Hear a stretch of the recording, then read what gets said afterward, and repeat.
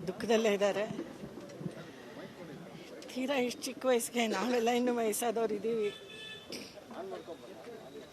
ತೀರಾ ಇಷ್ಟು ಚಿಕ್ಕ ವಯಸ್ಸಿಗೆ ಅವನು ಹೋಗ್ತಾನೆ ಅಂತ ಖಂಡಿತ ಅಂದ್ಕೊಂಡಿರಲಿಲ್ಲ. ಅವನು ತುಂಬ ಒಂದು ಆರೋಗ್ಯದ ಬಗ್ಗೆ ಕಾಳಜಿ ವಹಿಸ್ತಿದ್ದ. ಯಾವುದನ್ನು ಅತಿಯಾಗಿ ಮಾಡ್ತಾ ಇರಲಿಲ್ಲ. ತುಂಬ ಯಾವಾಗಲೂ ಬ್ಯಾಲೆನ್ಸ್ಡ್ ಆಗಿರ್ತಿದ್ದ.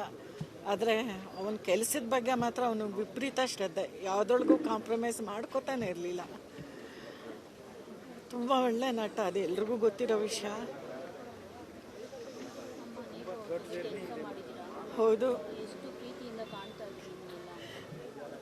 ನಮ್ಮ ಮಧ್ಯೆ ನಾನು ಅವನ ತಾಯಿ ಆಗಿದ್ದೆ ಹಿಟ್ಲರ್ ಕಲ್ಯಾಣದಲ್ಲಿ. ಇವತ್ತಿಗೂ ಎಲ್ಲಿ ಹೋದರೂ ಏಜೆ ತಾಯಿ ಅಂತಾನೆ ನನ್ನನ್ನು ಕರೀತಾರೆ. ಏನಂತ ಕರೀತಾರೆ ಇವಾಗ?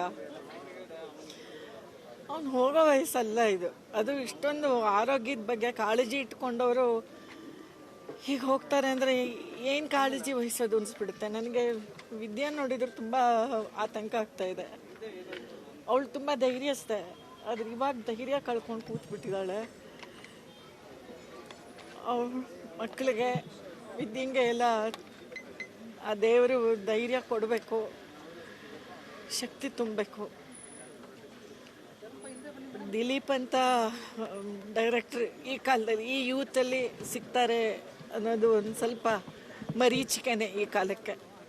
ಅಂತ ಒಳ್ಳೆ ಡೈರೆಕ್ಟ್ರ್ ಕೂಡ, ಒಳ್ಳೆ ನಟ ಕೂಡ, ತಾನು ಮಾಡೋ ಕೆಲಸದ ಬಗ್ಗೆ ತುಂಬ ಪ್ರೀತಿ ಶ್ರದ್ಧೆ ಎಲ್ಲ ವಹಿಸ್ತಾ ಇದ್ದ. ನಿಜವಾಗ್ಲೂ ಇದು ನಷ್ಟನೇ. ಯಾರ್ಯಾರು ಹೋದಾಗಲೂ ನಷ್ಟ ಅಂತಾರೆ. ಇದು ನಿಜಕ್ಕೂ ನಷ್ಟನೇ. ಏಕೆಂತಂದ್ರೆ ನಮ್ಮ ಮುಂದಿನ ಜನ್ರೇಷನ್ಗೆ ಒಂದು ಒಳ್ಳೆ ಆಶಾಕಿರಣ ಅಂತ ಅಂತಾರಲ್ಲ, ಆ ಥರ ಇದ್ದಿದ್ದು ಹುಡುಗ ಅವನು. ಹೋಗಬಾರ್ದಿತ್ತು. ಇದು ಫಿಲಾಸಫಿ, ಈ ಸ್ಮಶಾನ ವೈರಾಗ್ಯ ಅಂತಾರಲ್ಲ, ಆ ಥರ. ನಾವೇನೋ ತುಂಬ ಚಿರಂಜೀವಿಗಳ ಥರ ಮಾತಾಡ್ತೀವಿ.